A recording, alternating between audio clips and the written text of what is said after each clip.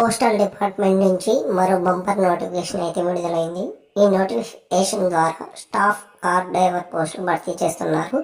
మొత్తం 48 పోస్టులు ఖాళీగా ఉన్నాయి. ఆసక్తి గల అభ్యర్థులు జనవరి 19వ తేదీలోపు దరఖాస్తులు చేసుకోవచ్చు.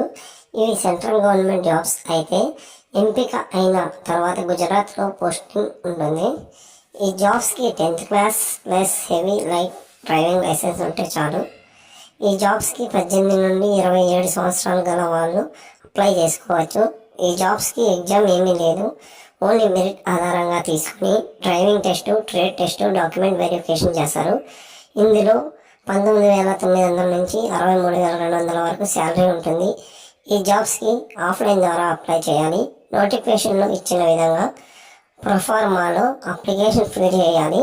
అవసరమైన సర్టిఫికేట్లు కాపీస్ అప్లోడ్ చేయాలి.